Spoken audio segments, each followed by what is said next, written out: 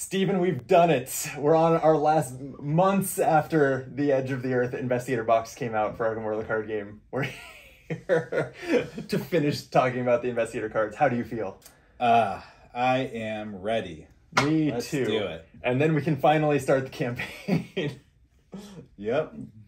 Welcome back to Optimal Play. I'm Brandon. I'm Steven. And we're here with a giant pile of multi-class cards that we are planning to knock out in one video, so keeping our discussions pretty brief about each one as we give our, maybe we've played with some of them by now, but our first impressions if we haven't seen them. We're going for kind of lightning round style, because we are just overwhelmed by the amount of stuff in this box, in a good way, but also when you've been talking about them for 8 hours and still have more to get through, a little bit of a bad way. Yeah. So yeah, they're all at least two classes. I have ranted before that I don't like multi-class as a concept. I will keep that to a minimum. I'm actually not a fan of these cards existing at all, but since they do, I will surely play with them, and we'll see what we think about them. With that aside, any other thoughts before we dive in? No, let's do it. All right, then give us the first one. All right, first one, Medical Student, 2 costs, Guardian and Seeker. It's an ally, Misconic and Science. Reaction, after it enters play, heal 1 damage and 1 horror from an investigator or ally asset at your location. It's also got 1/1 soak itself. Can I get course credit for this? I do feel like she deserves course credit for whatever's going on in this art. Okay, so it's a very Seeker kind of card that it's one of those like Miskatonic cards that you cycle through for its comes into playability and then let it die and replace it. This seems to me like a great option if you have one of those new weaknesses that you need to deal with damage or horror. Thinking the same thing. Yeah, it seems like a pretty effective card at healing a damage and a horror and then soaking a damage and a horror. Like, honestly, it uses your ally slot as the big downside, but seems good. Yep. All right. Next is On the Trail, also a Guardian Seeker card. It is an event that is level 1 and costs 1 resource. It's an insight and a tactic. Choose an enemy at your location. Oh man, I'm off to a good start. The first card I'm trying to read.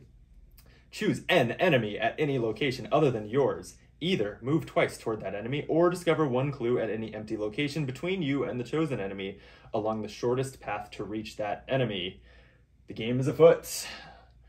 I tried this once. I found it to be pretty bad. How do you? I think that's a what do you decent think of Joe it? card. I guess. Like, moving twice is fine, but Seekers have lots of ways to do that. And discovering a clue between you and an enemy is so niche and so hard to line up. Yeah. That I don't know. There's a higher level version though. Let's see if that salvages. All right, this is the level 3 version. Still Yeah. costs 1. Has a billion icons. 2 books, fists, and an agility. Choose an enemy at any location other than yours. Move twice towards that enemy. Period. Discover 1 clue at each location you entered by this effect. I think this is much more interesting. Way better. It gets, at least, even if you use this for an adjacent enemy, it gives you a move and a free clue discovery all as 1 action. Yep.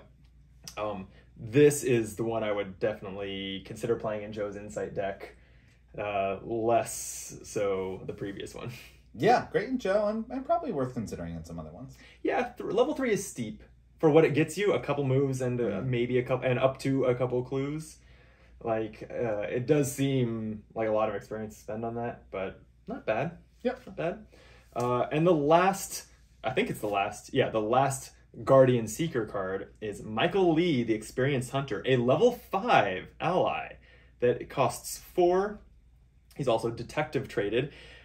Gives you +1 intellect, +1 combat.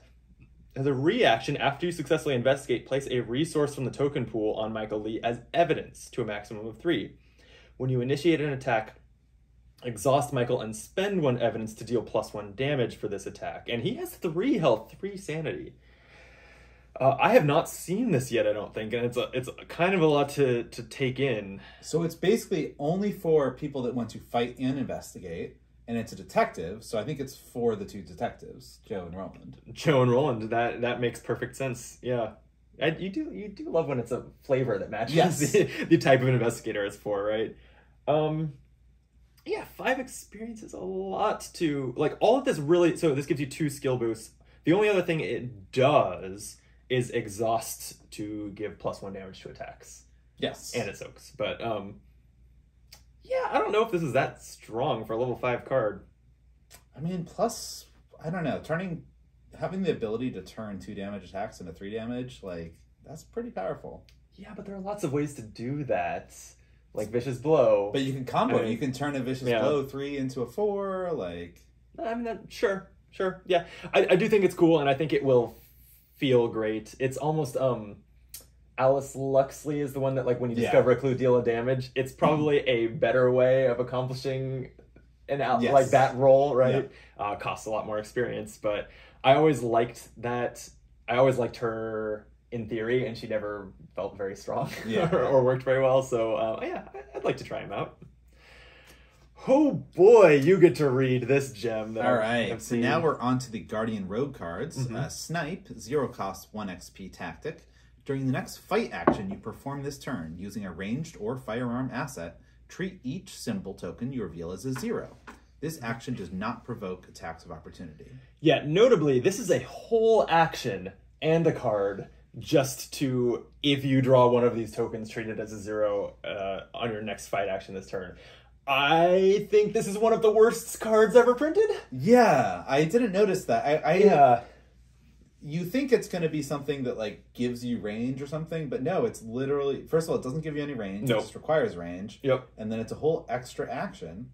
This should 100% be fast. Like, this does not make any sense why this is not fast. Yeah, I don't know. It could be, it could be fast. It could, like, draw a card to replace itself. There are lots of ways you could improve it that would make it maybe more reasonable, and it would not be overpowered. Yeah.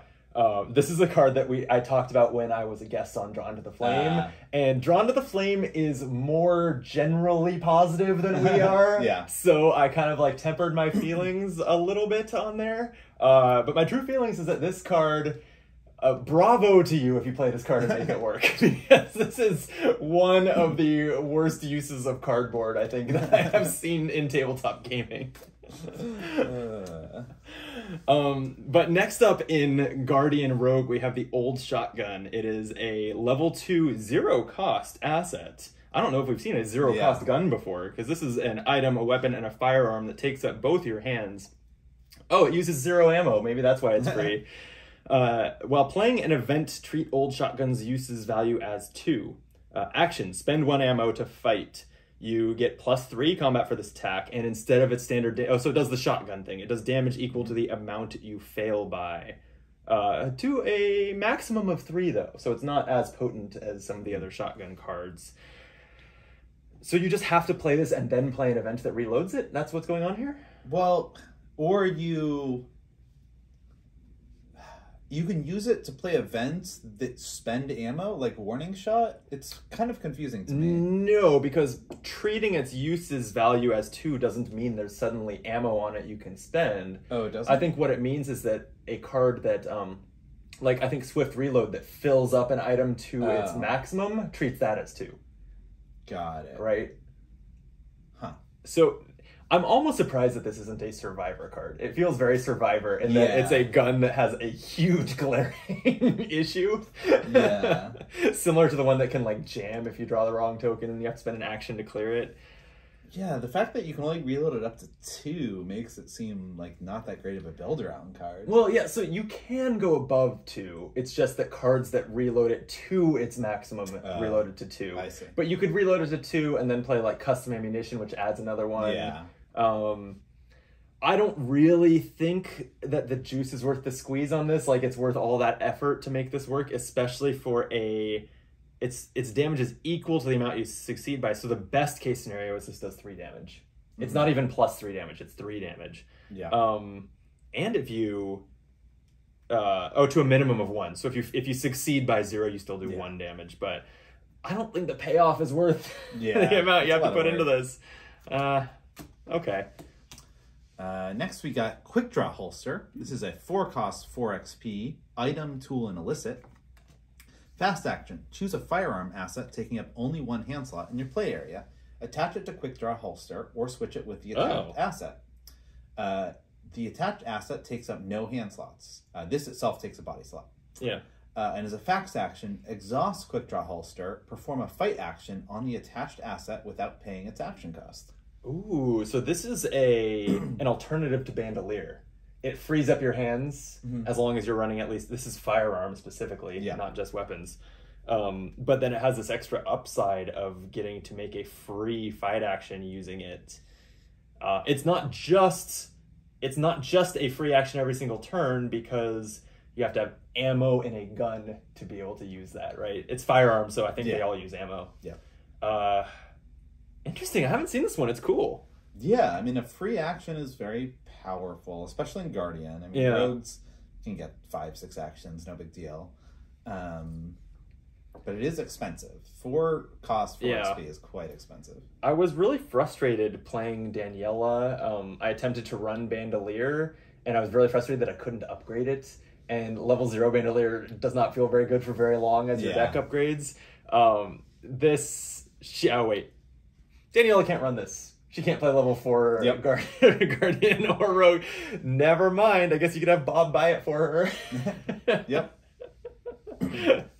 All right, next we're into Guardian. I guess it's like all the Guardian pairings come first. Guardian Mystic with the brand of Cthulhu?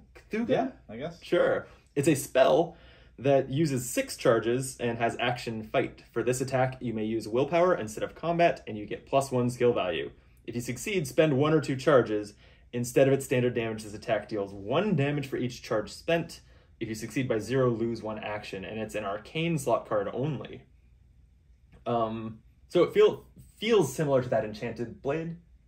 Yeah. Right? The Guardian Mystic card we saw before. What's cool about this, though, is for Guardians, it doesn't take a hand slot, and for Mystics, it uses Will. So it's kind of a different benefit for each one. Right. Could Enchanted Blade not use Will? I guess not. No, it used combat. So yeah, this is maybe more versatile than that was. It only does a maximum of 6 damage total, right? Because you're spending a charge for every point of damage. Yeah. So, like, as far as kind of how much ammo the card has, if you compare it to a gun, it's not a lot. Same as Enchanted Blade, basically. True. Yeah. Okay. This is probably good. Yeah. For 1 experience and only 2 resource costs, I think this is probably a pretty good card. Yeah, and nice also in, like, characters like Diana that may want to use either stat depending on the situation. And then one of the strongest things about Enchanted Blade has always been that you spend those charges like if you succeed, right? And then and this has the same thing going on where if you miss, you've not wasted any of these charges, which is actually like I guess that's a very though Enchanted Blade, at least the basic version, I think you have to spend the charges in advance. Oh, do you? Maybe it's one of the upgraded ones I'm thinking of. Yeah. Okay. This is not the order they're in here, but there is an upgrade to brand. Do you want to give us that next? Sure. The 4 XP version has 9 charges. Still, you can fight and use will instead of fight, but now you get 2 skill value. You can spend 1, 2, or 3 charges, and then instead of standard damage, deals 1 damage for each charge spent. If you succeed by 0, lose 2 actions. So the downside is a little worse.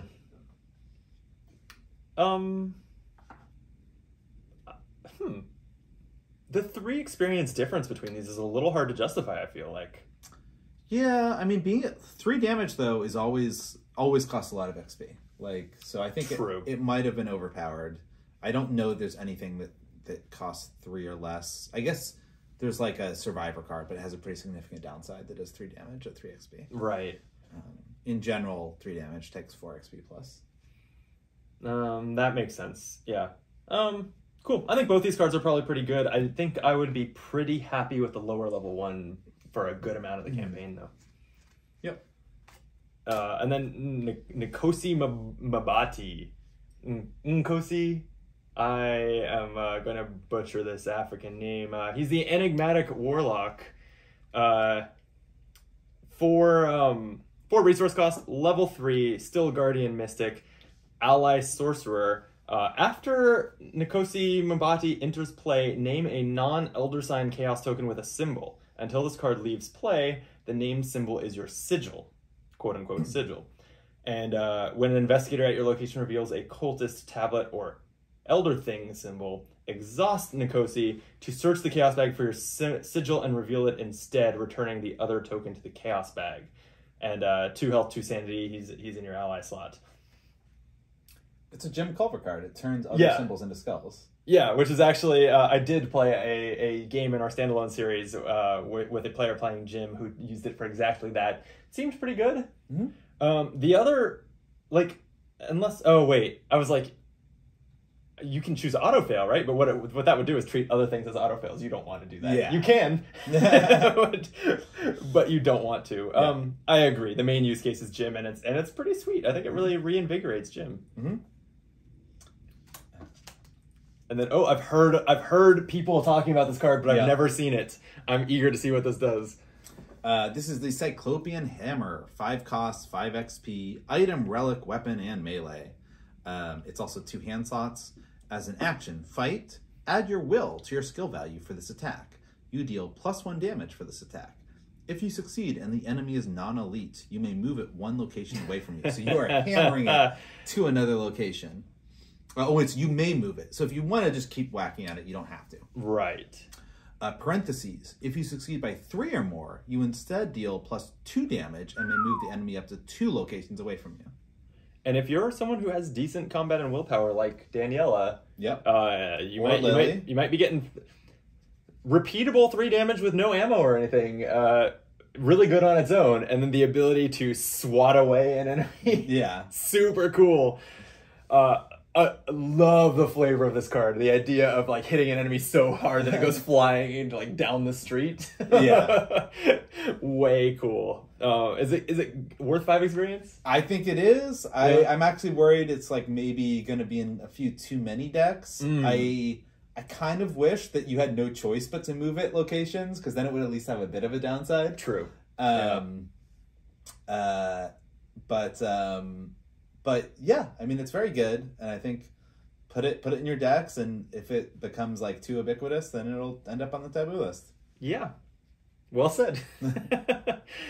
Keeping on theme, but moving into Guardian Survivor is the Sledgehammer. This one's level 0, 3 resource cost. It's an item, tool, weapon, and melee. As an action fight, you get -1 skill and deal +1 damage for this attack. And for 2 actions, you can fight and you get +2 combat skill and deal +2 damage for this attack. It takes up 2 hands and is 20 pounds of steel vengeance. So I did play this in my Daniela campaign. It's not a good Daniela card because you need Bandolier then if you're going to get her wrench, and it's just I regretted playing it in Daniela, but I did think it was A, very fun, and B, a pretty good card. Have you tried this? I haven't. No. Just looking at it, the first one seems kind of bad. Like -1 fight does not feel great. The second one feels pretty good. Yeah, agreed. They're both a little weird, right? The -1 to your skill on the fight, and then dealing +2 damage, so 3 damage total, but it takes 2 actions, is also a little weird. And so, yeah,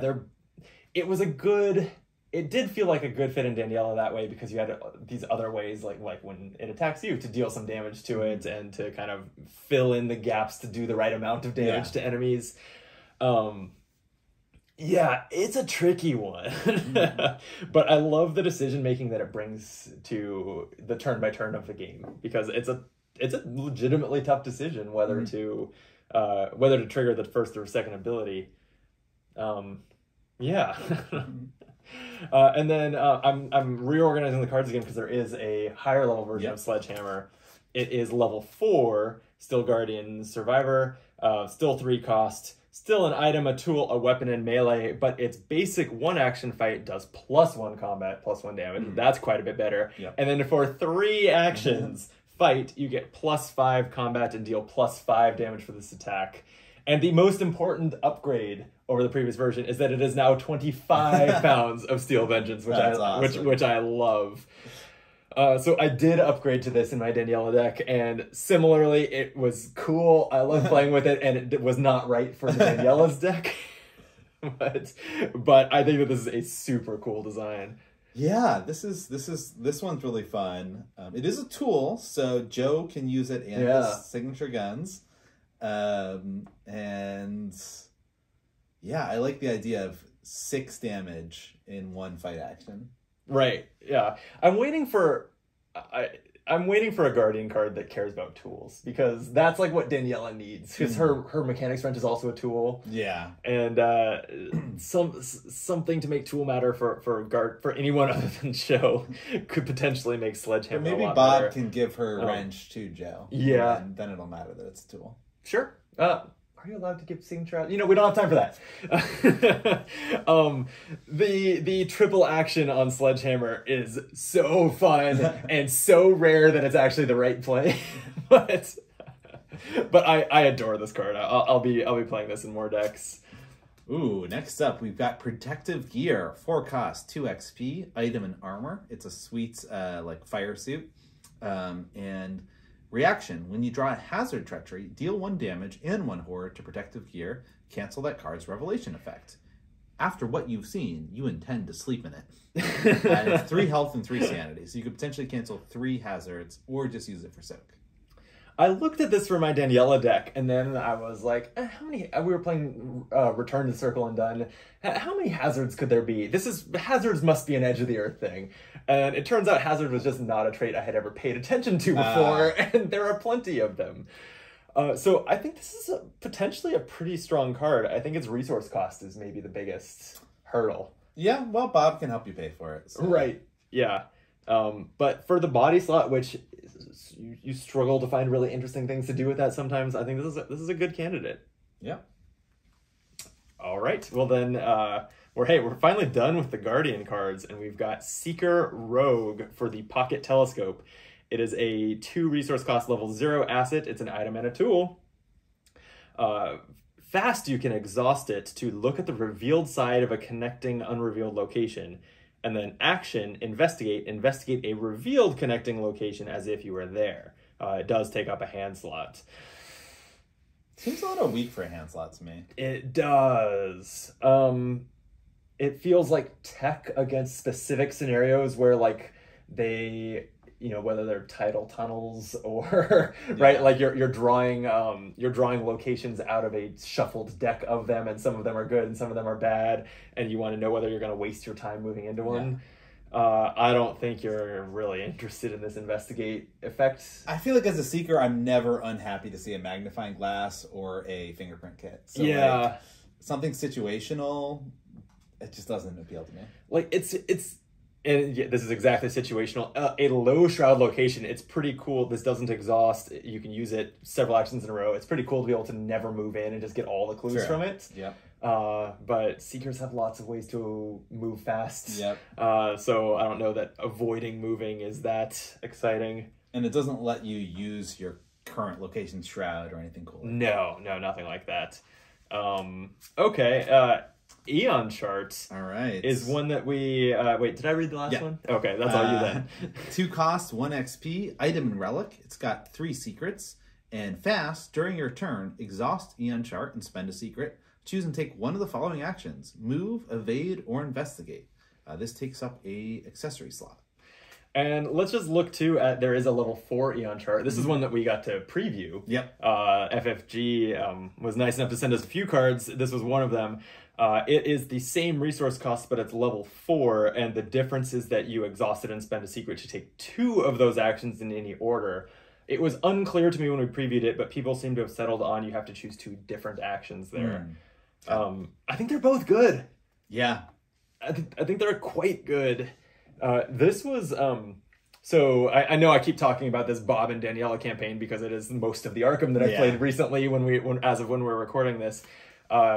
Kyle was using Bob with Joey the Rat to fast play items and also sell them to get money back. And then he was recurring them with scavenging. So he was just playing the level 1 Eon Chart, and he would play it fast, get 3 over a couple rounds, get 3 free actions out of it, and then sell it, get back the resources he paid for it, or if he had shrewd dealings out to discount it, get back more than the resources he paid for it, play it again and awesome. repeat, and was getting so many actions out of this. It was nuts. That's really cool. He never did upgrade it to the level 4 version, just didn't spend his experience on there. That probably would have been even more nuts. Yeah. Yeah, any other thoughts on this? No, moving and evading, and well, moving, especially in investigating, are two things that Seekers always want to do. And I guess, yeah, moving and evading, two things that Rogues want to do. Yep. And, yeah, always good. For sure. All right, give us a Jean? Yeah, Genet, whatever, Beauregard, Intrepid Explorer, 5 cost, 3 XP, ally and Wayfarer. He gives book and agility. And as a reaction, during your turn, after you move to a location, exhaust Genet, move a clue or a non-elite enemy from a connecting location to your location, or vice versa. What? Move a clue or an enemy is a very strange sentence. Yep. So I guess, all right, so if you want, so you can move clues to where you move to. That seems good. You can move enemies to where you move to. That seems more of an edge case, but maybe you're trying to help someone else out and evade the enemy. But you can move an enemy out of the location you moved to. That seems good too. That seems extremely good. And you can even, if you're playing with a guard, like if you play this in the deck and you're not the person killing enemies, and I guess the stats this gives you, you're not the person killing enemies if you're running this card. If you're near your like guardian or whoever is the fighter, you can move into a location, just send the enemy over to them. Yeah. And then they take care of it. This is super cool. I think this looks really good. Yeah, this is a fun one. It's pricey. It's pricey. If you're the seeker and not the rogue, you might struggle to pay 5 for it. But other than that, this is great. Yep. Definitely a fun card. All right, Seeker Mystic has no level 0 options, just level 1 Divination, which is a spell and an augury asset. It uses 4 charges, and as an action, oh yeah, we should. We're about in the middle of the stack, time to refill the beers. I obviously can't read and drink. I'll read while you do that. As an action, investigate. For this investigation, you may use willpower instead of intellect, and you get +1 skill value. If you succeed, spend 1 or 2 charges. Instead of discovering a clue at your location, discover 1 clue at your location for each charge spent. If you succeed by 0, choose and discard a card from your hand. So this is a clear parallel to that brand of Cthulhu. It even also has an upgraded version that's level 4, uses 6 charges, gives you +2 skill value, and you can spend up to 3 of those charges to discover that many clues. So this one I haven't seen. It doesn't strike me as powerful as brand, but do we like this? So let's see. So it only gets you 4 clues or 6 clues total, so it's a little bit less. It costs a little more. So, yeah, I don't think I like it quite as much, but there are some characters that are both good at will and intellect, so maybe for them the flexibility of using either stat, like... Well, I feel like that flexibility is less valuable if they're both good. Well, but it's like sometimes it's unpredictable which one is going to be better at a given time, so like it's nice that they can choose either. Sure, because it comes down to what skill cards you have or whatever. Yeah, like it is okay. Yeah, like I can see it being interesting that this maybe you use, if willpower is your higher stat, you use willpower most of the time. But if you're an investigator who can also run deduction, it's nice that this can use intellect so that you can put deduction in and that kind of thing. Okay, that is pretty interesting. Well, I'm also thinking like if you're playing, say, Marie with the Hawkeye cameras, like depending on where your evidence is at, your will or your intellect could be higher, kind of. Sure, that makes sense. Yeah. Okay. I don't see it replacing Sixth Sense or Rite of Seeking in most of my decks, but at least on the Mystic side. So Seekers are maybe who I see using this. I don't know. But yeah, little weak. Yeah. Yeah. All right, but the next card surely isn't. All right, the next card is Protecting the Unernick. Oh, good pronunciation, I feel like. I would have really tripped over that. Unernick, yeah. 1 cost, 2 XP event. It's a ritual. Fast. Play after an ally asset at your location is discarded by a card effect or is defeated. Either return that asset to its owner's hand or its owner draws 3 cards. All living things have breath. Be careful. They do not curse you with theirs. That's a good line. So, okay. When an ally is defeated or discarded, then you can either return it to their hand or their owner draws 3 cards. Neither of those effects seems that good. I mean, fast draw 3 is pretty good. Fast draw 3 in a very specific situation that you generally try to avoid happening, though? I guess I could see this going into a deck with things like the medical student and the more transient allies, right? that you're playing for their comes into play. And mystics have, I mean, like Arcane Initiate's a card that you often play, but then try to get rid of. Because the allies that come in play with Doom, and so you want to get rid of them. This combos well with them. Sure, it's interesting. It's interesting. I don't know what deck I would put this in, though. I think either effect is like decent, but maybe not worth 2 XP. But the flexibility to choose between them maybe makes it worth 2 XP. If I were a Seeker or a Mystic playing alongside Tommy, I would highly consider this. Right? Tommy loves when his allies die, and you can play this as long as it happens. It does have to happen at your location, but you can think about the multiplayer. Yes, you would aspect of it. Definitely want to make Tommy draw 3 cards, because if it returns to Tommy's hand, I don't think he gets the resources. That would be a weird conflict of abilities. Oh, that's interesting. Yeah. Except it says play after it's defeated. So I think. So you'd shuffle it in Tommy's deck and then return it to his hand? I forgot Tommy shuffles it in. Yeah. Yeah, you're right. At that point it doesn't work. Okay. But I mean, Tommy could use the draw. I feel like Tommy could use 3 cards. Sure. Yeah. Okay. Seeker Survivor has Professor William Webb, the Finder of Hidden Connections. He's a 3-cost asset who's an ally and Miskatonic traded, takes up your ally slot, and uses 3 secrets. As a reaction, when you successfully investigate, exhaust Professor William Webb and spend 1 secret, instead of discovering a clue at your location, either choose an item card in your discard pile and add it to your hand, or discover a clue at a connecting location. 1 health, 2 sanity, soak. This one, I don't like the multi-class cards because of how they mess with the strengths and weaknesses that I think are good for the game, for there to be well-defined strengths and weaknesses. I've seen this card and I immediately hated it because it's like, oh, Seekers can recur items now. Like that's like a gold card is not an excuse to let Harvey recur items.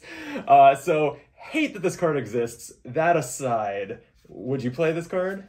Potentially. I mean, Seekers have a lot of other good allies, but it is kind of their only recursion. I think in Survivor, you'd probably just play Scavenging instead, right? Yeah, that's true.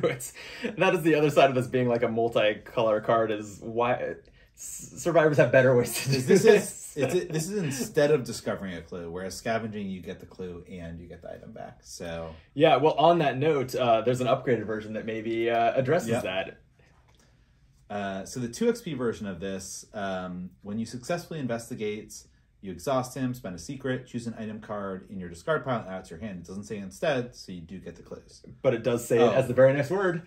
Then, instead of discovering a clue at your location, you may discover a clue at a connecting location. Right. And it has 3 sanity instead of 2. Yeah, I still don't see why Survivors would play this. I think that if you're playing this, if you are building a Seeker kind of to recur items because they have access to this card now, I think you'd upgrade them. Yeah. I think this is a good upgrade. Yep. Yeah, so I think it's a solid card for Seekers. I just hate that it exists.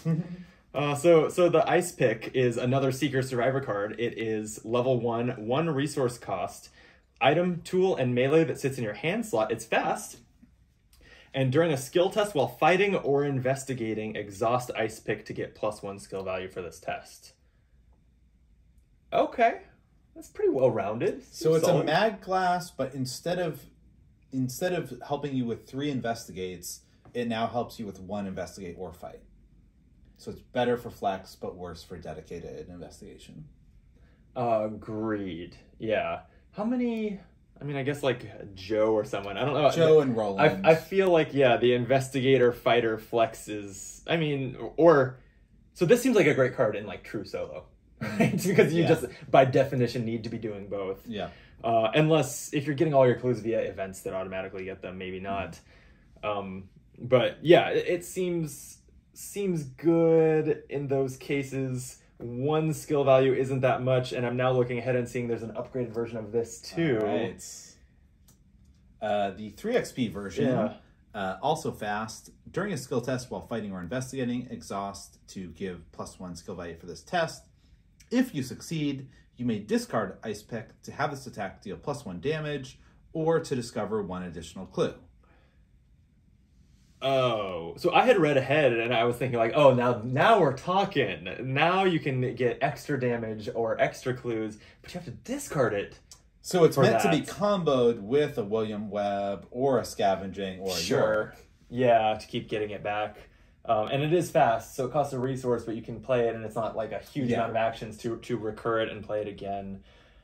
Yeah, that's interesting. I mean, even just like Bob, if you have your signature, this is just like free to keep playing over and over, right? If you have your signature, yes. So like Scavenging Ice Pick Bob seems really good. Potentially. Yeah, good point. And even the +1 skill value for the test helps you pass, or helps you succeed by 2 for Scavenging. Yeah, right? Yeah. So, true. It does seem like a good Bob card. Okay. Yeah, I think it's pretty good in general. Like, just, there's a lot of, I mean, aside from Bobby, if you have to pay for 1 for it, it's still really strong to have like repeatable Vicious Blower deduction. Okay, I've been doing all the originals and you've been doing all the upgrades, so why don't we swap and you take the next one? All right, so I'll do Ethereal Slip. It's a 2 cost, level 0, spell and trick. Oh, we're on Rogue and Mystic now. Choose a non-elite enemy at a revealed location, up to 2 locations away from you. Swap places with that enemy. Now for my next trick. And there's also an upgraded version of it. It only costs 1 resource. That's one of the differences. It's level 2. And choose a non-elite enemy at any revealed location. Swap places with that enemy. So this I actually really like as a multi-class card design because it does something brand new. I don't think that swap places with an enemy has happened before, and it fits well into both Mystic or Rogue already. I don't feel like it's breaking what they should be able to do, and it's like it feels like they're combining forces into a new thing. The art is, I think, Dexter, who is a Mystic Rogue. Sure. Yep. So this is actually probably, at least as far as like critiquing the design philosophy of these cards, this is maybe my favorite one we've looked at. Is it good? Is it any good? Probably. It's definitely one that I'll put in my deck, and it'll look super fun. And like, yeah, it could be like, oh, has some great use every game, or it could be like, oh, every game I wait for a great use for it, and it like hardly ever comes. Right. And leveling it up, it does discount the resource cost by 1, and then it lets you swap with any enemy even if it's more than 2 locations away.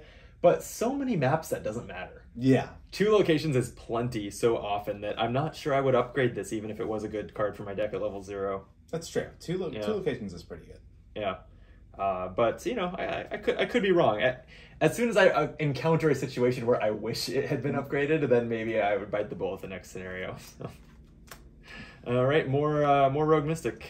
All right, so Blur. This is 2 cost, 1 XP spell. Uses 3 charges as an action. If Blur has charges remaining, evade. For this evasion attempt, you may use Will instead of Agility, and you get +1 skill value. If you succeed, spend 1 charge, and you may take an additional action this turn. If you succeed by 0, take a damage, and this takes up a arcane slot. This is a weird way of wording it. If Blur has charges remaining, like, why not just discard it from play when it's out of charges at that point? Yeah. Using evade spells, I don't think any of them has really caught on. Is this an exception? So it has the flexibility to use Will or Agility. I mean, what's cool is you take an additional action, right? Yeah, so it's kind of like a free evade. Yeah. And it has the same upside as Brand of Cthulhu and Divination, where you only spend the charges if you succeed. Yep. Which is cool. Yep. So yeah, this could be the best yet of the evade spells. Whether that makes them good enough to play, I don't know. There is a leveled up version of it though. It's level 4, and it costs the same 2 resources. It uses 4 charges, and then if it has charges remaining, evade as an action. For this evasion attempt, you may use willpower. You get +2 to your skill value, and if you succeed, spend 1 or 2 charges, and you may take that many additional actions this turn. If you succeed by 0, take 2 damage. So you have 3 actions, you use this, you evade an enemy, and end up with 4 actions left afterwards. That's pretty cool. I think that's a super fun design. Yep. I don't know what to do. It's tough just because if assets that evade, I feel like I just don't know what role they have in a deck really. But yeah, maybe I want to try this in like Trish. Yeah. And because this, and you can use Arcane Research to help with upgrading all these, which is nice. So not so much in Trish, but yeah. Although it does not have a level 0 version, so you can't put it in your starting deck. Sure. Yeah. Which is unless you're in the thick of it, Yeah. maybe that's a reason too. Yeah, it's the evade spells are always weird ones, but that one seems good. Ooh, we got another blackjack card. Oh yeah, does it combo with the other one? Let's see. Hit Me. It's a 1-cost event, Fortune and Gambit. Fast. Play after you reveal a chaos token during a skill test. It does not combo with 21 or bust. Oh well. Reveal an additional chaos token, switching its minus to a plus. If that token is a skull token, you automatically fail. Huh. I don't think we said we're now to Rogue Survivor. Yeah. So this is... Was it Sure Gamble? There's a rogue card that changes the minus to a plus. It's always been like a little too expensive in, I think, both the resources and experience to probably see a lot of play, but it's always been interesting. Yeah. This seems better than that. Well, so this one reveals an additional, so it doesn't help. Like, the good thing about Sure Gamble is if you drew a -4, it just turns it to a +4, which is like a +8 swing. This one reveals an additional, so it's like if you drew a -4, you now draw a -2, which becomes a +2 or something. So this is okay, so I see now why it's also a survivor card, because you use it in a similar way to like Lucky. Like you fail by 1, so you play this and draw another token and consider it a positive token, making you all now succeed. Yeah. Right? I don't think it's as good as Lucky though. Probably not. So yeah, I don't know. But it's pretty fun. Yeah, and it's okay. I don't think that it nails the like card game flavor as well as 21 or bust either. You're saying deal me another chaos token, but it counts positive. That's weird. I mean, Hit Me is like something that can be good or bad, so in that sense, kind of makes sense. But yeah, it's not quite as perfect as 21 or bust. No, and it is like, I guess I see where the skull you automatically fail, so it is like Hit Me, this will probably improve my hand, but it could backfire, which also feels very Survivor. Yeah. All right, okay, I have seen Unscrupulous Loan before, and I think this card is hilarious. It is a 0-cost level 3 Rogue Survivor asset that's a pact. Limit 1 per investigator, cannot leave play. That's a weird sentence. After you play Unscrupulous Loan, gain 10 resources. Amazing. Yep. When the game ends, or you are eliminated if you have fewer than 10 resources in your resource pool, exile Unscrupulous Loan. I think this is interesting because I think that rogues and survivors would play it very differently. Where rogues would use it to get to that, to use the black fan, to get their money up to that high point. Yeah. And then if they don't spend it because they have all these other rewards for being rich, that's great. Yeah. Then they don't have to worry about it. Whereas survivors probably do spend it and use Deja Vu or something to buy it back cheaper. True. Right? Yeah. Yeah, I mean, I Any think thoughts? if you're going for a big money deck, I think this is like a must-have. And then, yeah, you just basically treat the first 10 resources as if they're untouchable, like under almost any circumstance, you know? And the other funny thing is that this doesn't say campaign mode only, so you can just play this in standalone, and it's just gain 10 resources. I did that. We've been streaming standalone games on Twitch, playing through each scenario with different investigators, and I put this into my most recent deck, and yeah, it feels like cheating. Like, it does still use 3 experience, so it's not without some cost because you are getting more weaknesses if you're running more experience. Yeah, I think that at some point in that series of standalone games, we'll probably put like a soft ban on this, like start our own taboo list with only this card on it because it's pretty busted. But yeah, we'll play it a couple more times before then, I think. Yeah, I think it's strongest in the big money deck. Yeah, it is nice for Bob because his signature weakness punishes him for having less than 10 resources. So this just gets him above that threshold all on its own. Good point. Yeah. I think so. Next in our stack, we should each have a Precious Memento. I think we each have a different variant of it. Yeah. What's yours? So I have Precious Memento from a future life. 3 costs, 4 XP. It's an item, charmed, and curse. Limit 1 Precious Memento from a future life per deck, so you can only have 1 of this version. Yep. Reaction: after you fail a skill test by 2 or more, exhaust Precious Memento to heal a horror from it. And after you succeeded a skill test by 2 or more, exhaust it to heal a damage from it. And it has 3 damage and 3 horror soak and is an accessory slot. Yeah, and then the Precious Memento from my former life is blessed instead of cursed, and it heals a damage if you fail by 2 or more and exhaust it, and it heals a horror if you succeed by 2 or more and exhaust it. So it swaps which one heals in which situation. What do you think? It's basically a lot of soak, which 4 XP is a lot to pay for a lot of soak. So I'm not like super excited about it, but yeah, I'd agree. I did try this in Daniela, who takes a lot of damage and even some horror. Go figure. It seemed pretty good. It healed a lot. I looked at the 2 versions and I thought, it doesn't matter that much. It has the ability to heal both. Yeah. But it turns out you succeed by 2 a lot more than you fail by 2. Because you generally are trying for that to be the case. So I actually came away thinking like, oh, it mattered a lot which one I chose. More than I expected. The other thing that I underestimated on this was how much it mattered that it exhausts when it heals, so it can only heal once per round. It's not you're not invincible when you have it. You can't take that many enemy attacks and just keep healing it because it's a limit of 1 per round. I agree, 4 experience is steep, but it was good. It was strong. Yeah. Now, if you do have Drawing Thin, you can fail by 2 every turn if you want. So that is worth pointing out. That's true. I don't think I've played Drawing Thin since it hit the taboo list. I was playing with Estella recently, and that Estella really wants to Drawing Thin. Yeah, I believe it.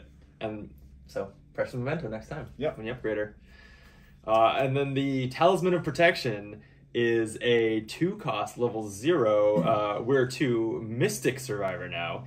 This is an item and a charm. It's fast. Play only during your turn. Don't fast assets inherently only play during your turn? I don't know why it has that text. Something like that. Yeah. But anyway, yeah, so that seems redundant to me. Play Talisman of Protection under the control of any investigator at your location. And then as a reaction, when you're assigned damage and or horror that would defeat you, discard Talisman of Protection to cancel up to 2 of that damage and or horror.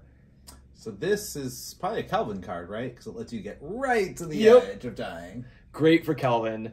Playing with Bob lately, Bob put it to good use because it provided a level of safety, and if he did discard it to prevent damage or horror, he could recur it with scavenging. True. Play it, if he had true dealings, play it at a discount. It was even... sometimes with scavenging, he was selling it with Joey the Rat Vigil to get 2 resources, scavenging it back and playing it for 1 resource just as a no actions necessary resource gain engine. Bob can get up to a lot of shit. It's really ridiculous. Ridiculous. I don't really see this being a card Mystics would ever play because it takes up an arcane slot. Yeah, agreed. right? Like it's Mystic Survivor, but I think this is a Survivor card. Though actually, Mystics it takes up an arcane slot for the character it's played on, right? So Mystics can play it, just not on themselves. Oh, true. In multiplayer, you play it on other people. Yeah, good point. Okay, I could play it in a Mystic deck for that reason. All right, next up we got Earthly Serenity. 2 cost, 1 XP spell. Uses 4 charges. As an action, test will 1. For each point you succeed by, you may spend 1 charge to heal 1 damage or horror from an investigator at your location. If you succeed by 0, lose a resource. Takes an arcane slot. Well, we've seen healing spells before and never thought much of them. Yeah, I think Alchemical Transmutation's okay, but it's not amazing. That's not a healing spell. Oh, that's a resource spell. No, healing words. Yes. And there's a horror one too.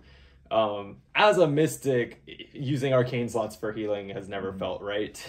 I could see survivors maybe playing this, but they'd have to have decent willpower. I don't know. I think it's mostly pretty bad. I did try this in Daniela just because she can run it as a leveled up survivor card. I didn't happen to draw it in like the 2 games it was in my deck. I never drew it, so I can't comment from experience. It seems fine, but not exciting. There is a leveled up version of it though. Ooh. Yeah, level 4. It has 6 charges, and you test willpower 0. For each point you succeed by, you can spend a charge to heal a damage or horror. And if you succeed by 0, you lose 2 resources. I just think this is more interesting because you're almost definitely going to succeed and get to use it. And 1 card healing 6 times is more than most can. Yeah, and I do like that there's no maximum. Like, so all the other ones that we've seen of this type, like you can only spend 2 charges. Like this one, if you are really good at will, you can just blow the whole thing at once, which is kind of nice. Yeah, and each one can choose a different target for healing, I think, right? So if you're together with a multiplayer team and you say you're a mystic, you pass this with 6. You pass 6 to 0. You can send all 6 charges to heal, 1 there, 2 there, 1 from that ally. Oh, no, it's only from investigators, not from allies. But yeah, I think as something that you might play, spend 1 action just blowing through it and healing a lot and then replacing it in your arcane slot. That's potentially interesting. Yep. All right. Next up, Enchanted Bow. 3 cost, 2 XP. This is a spell, blessed, weapon, and ranged. Uses 3 charges. You can exhaust Enchanted Bow, fight. You must use either will or agility instead of fight. That's interesting. Yeah. And get +1 skill value for this attack. This attack deals +1 damage. As an additional cost to initiate this ability, you may spend 1 charge to have this attack target a non-elite enemy at a connecting location. If you do, ignore the aloof and retaliate keywords for this attack. Oh, and it's 2 hand slots, 1 arcane. Yeah, holy slots. I don't know if there's ever been a card that takes up 3 slots before. I think Flamethrower. Oh, yeah. I stand corrected. Okay. This is super cool. I think this card's great. It's only 2 experience, and it has it does not require ammo to get +1 skill value, +1 damage. Does require exhausting though. Oh, true. Okay, that is a downside.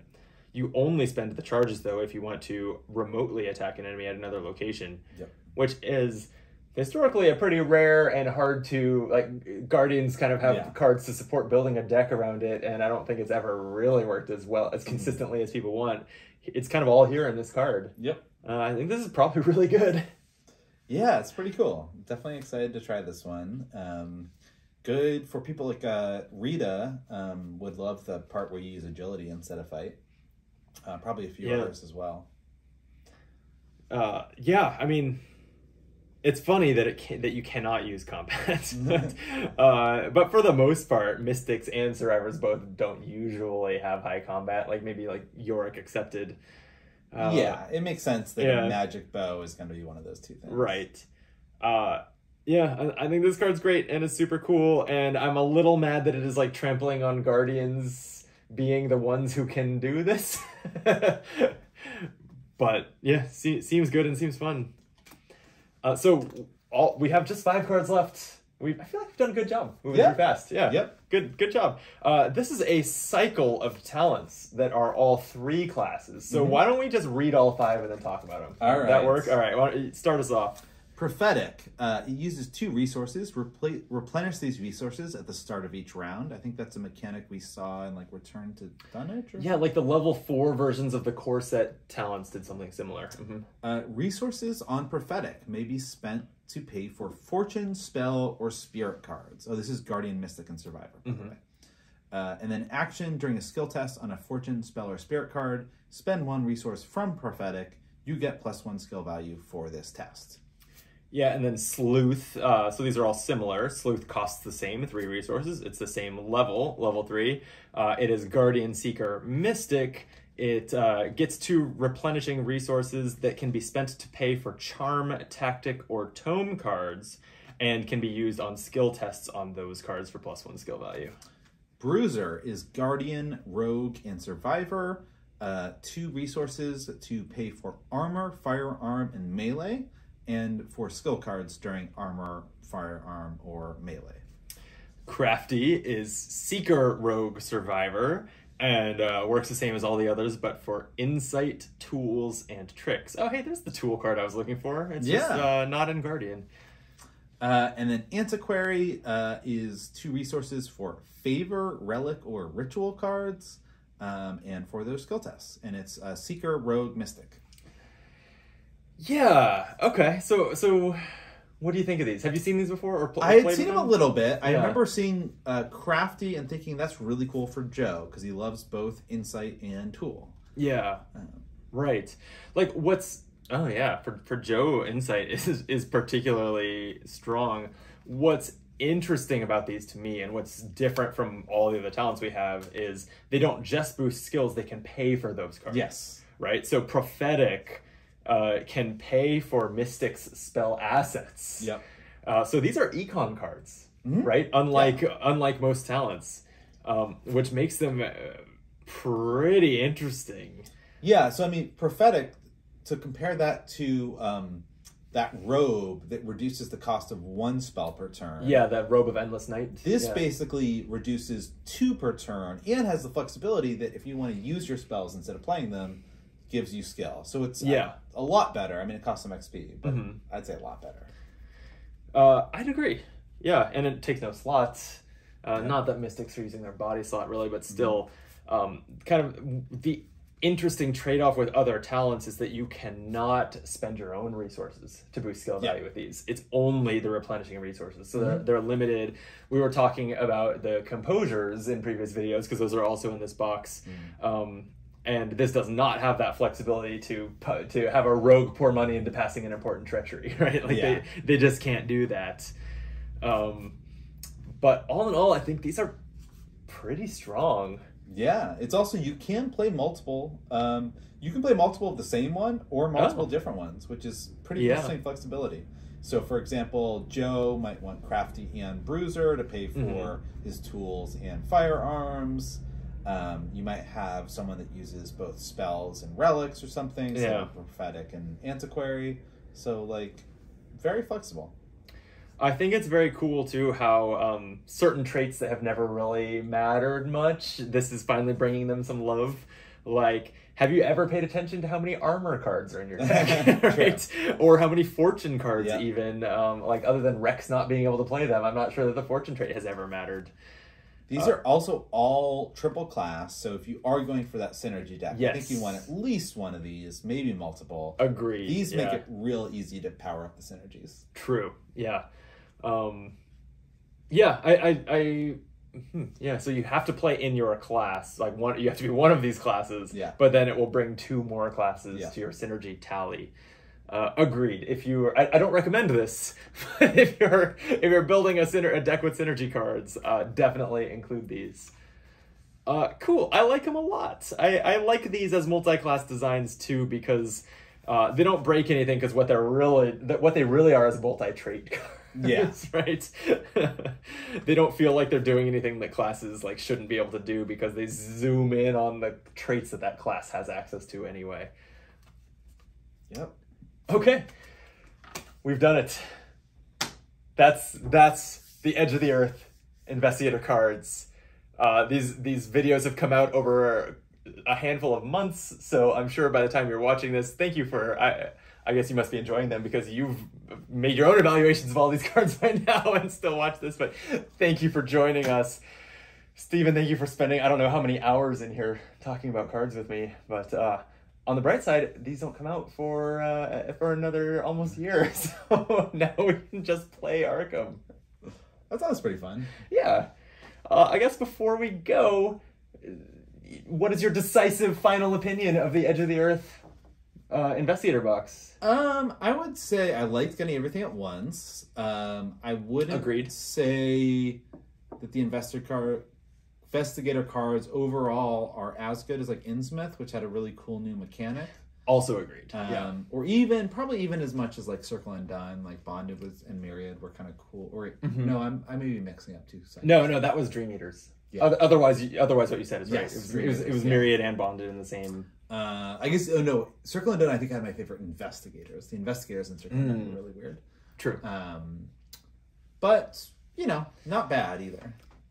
Yeah, I think it's fine for the game to take a cycle off of there being really unique new stuff. This one got halfway there with the multi-class cards, but I mean, I don't like them, but the only really kind of new thing that it did, because there are multi-class cards in the box, is Synergy, and none of those cards I find all that exciting or strong. So yeah, it definitely does not have the Curse Bless, which I loved, or the Bonded cards, which I also loved. It's missing that, but it's still a really strong, I think, potentially very powerful set of cards that do a lot of really interesting things, and will be fun to play with. Yep. Okay, we did it. We're going to get out of here and start the Edge of the Earth campaign. So thank you for watching. We won't have any more of these until another box comes out, which at the time we're recording this just leaked the title of it. I won't drop it here. You can look it up. But look forward to that. We'll see you then. And until then, be optimal.